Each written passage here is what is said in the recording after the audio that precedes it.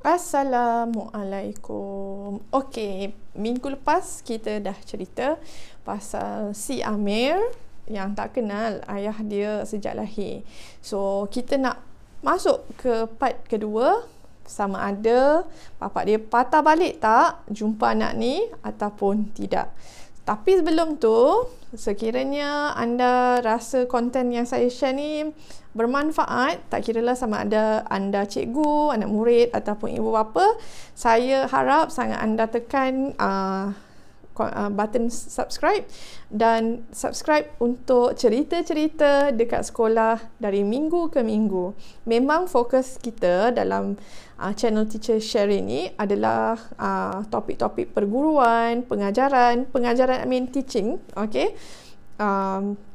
Tetapi dalam playlist cerita dekat sekolah, saya membawakan kisah-kisah yang jarang diketahui oleh ibu bapa tapi sangat biasa ditonton, dilihat, diperhalusi, diselesaikan oleh guru-guru di sekolah. So, kita patah balik ke cerita si Amir, sama ada ayah dia datang ke tidak selepas ayah dia janji nak datang. Okey, mari kita mulakan. Alright, so ceritanya esok tu ayah dia datang ke tidak anda rasa?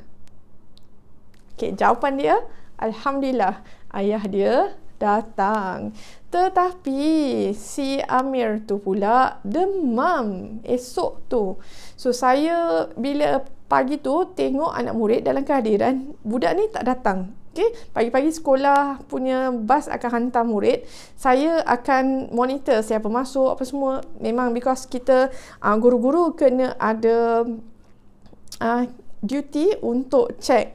So, hari tu saya swap dengan cikgu lain, saya jaga. So, saya jaga tengok-tengok si Amir ni tak datang. So, saya dah panik dah. Saya tanya, kenapa budak ni tak datang? Okay, so driver bas kata budak ni demam. Jadi, saya cakap dengan driver bas, cakap dengan pelajar ni, ayah dia dah janji nak datang pukul 11 pagi. So, tolong make sure dia datang lah. So, ayah dia datang. Anak murid Amir ni datang ke sekolah tapi lewat because bus driver hantar dia khas lah sebab tiba-tiba anak tu nak juga pergi sekolah sebab dia demam pun, tapi dia agaknya rasa dia nak jumpa ayah dia, so dia datang. So pelajar ni datang pukul 11 tepat memang macam pukul 11 strike bapak dia dah ada dekat floor management tu. So Alhamdulillah pelajar tu tak kacau saya dah hari tu. Bapak dia tak kacau saya. Bapak saya suruh kerani panggil Amir ni keluar kelas dan ikut ayah dia balik. So because Amir ni demam dan saya sebenarnya ayah dia pun niat tak nak ganggu saya dah, tapi Allah ciptakan waktu tu saya keluar dari bilik saya. Jadi saya bertemulah si anak dan ayah. Jadi ayah tu pun cakap, cikgu saya ambil anak sekejap ya. Saya dah janji saya nak minta sikit masa boleh dalam 2 jam. Tu saya kata Amir ni demam. Apa kata encik bawa dia, saya cutikan pelajar ni 2 hari. Cuma tolong saya ambil MC saja untuk pelajar ni. Jadi saya bagikan dia cuti 2 hari. Cik jaga dia ke, cik nak buat apa ke, saya bagi time 2 hari ni untuk encik spend time lah dengan anak ni. So ayah dia betul-betul bawa pergi klinik apa semua. Tetapi anak tu balik ke sekolah keesokan hari. Jadi saya tanya anak murid tu, because anak tu yang present MC dia sendiri kan. Saya tanya dia, kenapa you tak cuti, kan teacher dah bagi cuti. Anak tu cakap dalam keadaan yang sangat matang. Dia cakap, tak guna teacher bagi saya cuti 2 hari. Ayah saya bawa saya balik rumah dia beberapa jam. Petang tu waktu riadah kat asrama, saya dah balik dah ke asrama. Lepas tu saya kata macam, why is this happening kan? Lepas tu dia cakap, anak murid tu cakap macam pointless. Teacher suruh ayah saya buat macam tu. Tapi ni, okay, saya diam because saya boleh react as an adult. Tapi as a child mungkin kanak-kanak ni tak boleh terima kan, ataupun dia akan jadi ada pandangan yang lain pula pada ayah dia. Jadi saya just keep quiet and let him went off lah. Bila anak murid kadang-kadang macam tu, bila dia datang bilik saya, ada benda yang saya rasa dia should go and stop talking, masuk kelas balik ke apa semua, saya akan just shut myself. So saya tak shut the door ke apa, saya akan shut myself, petanda mereka should leave. So anak tu pun pergi masuk kelas. Waktu duha, anak tu datang kat saya dan anak tu cakap, teacher thank you ya. Lepas tu saya macam, wow, matang sangat budak ni. Saya tanya dia, you cakap thank you for what? Saya cakap tu kan. Sebab bagi saya peluang lah cakap I love you ke ayah saya. Saya memang tersentuh hati dan sebagai manusia, sebagai hamba Allah, saya rasa syukur pada masa tu saya telah menyatukan dua hati yang terpisah. Gitu, okey.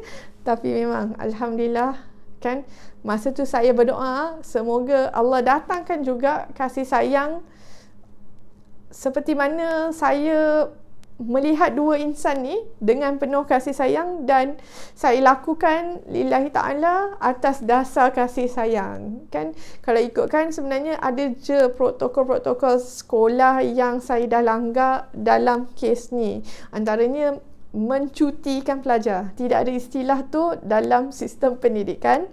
Dan yang keduanya, sebenarnya pada masa tu saya telah memberi izin ayah dia untuk ambil anak tu keluar daripada kawasan sekolah tanpa saya bagi tahu mak pada pelajar ni, padahal mak dia adalah penjaga.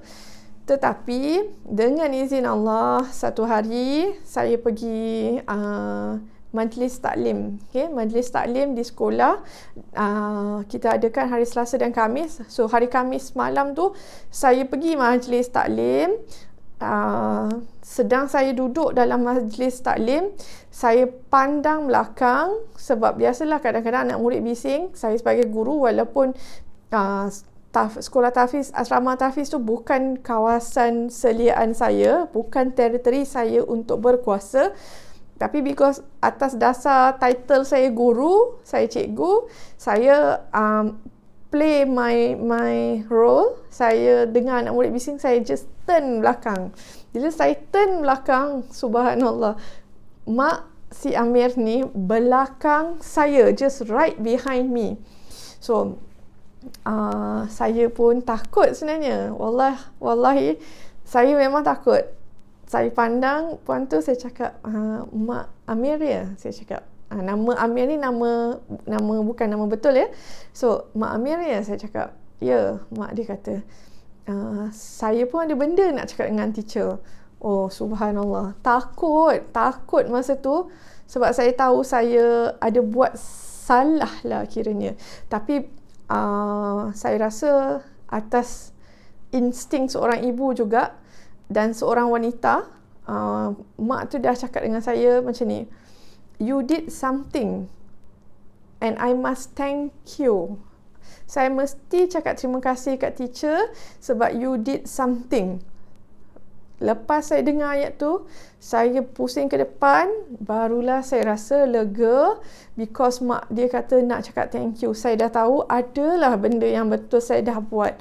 So bila lepas kejadian tu, alhamdulillah, saya menjadi orang tengah kepada ayah nak berhubung dengan anak kerana ayah dia tinggalkan email. So, apa-apa saya akan email. Kadang-kadang ayah tu nak bagi duit, tanya saya account number untuk transfer.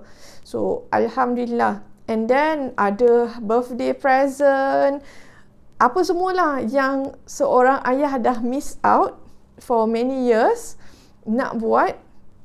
Saya dijadikan orang tengah, dan demi Allah, wallahi, atas nama Allah, atas nama mahabbah kasih sayang, saya melakukannya walau tanpa duit, tanpa apa-apa, tanpa keuntungan, tanpa faedah apa-apa pada saya telah bantu ayah ni untuk dapat connect dengan anak dia.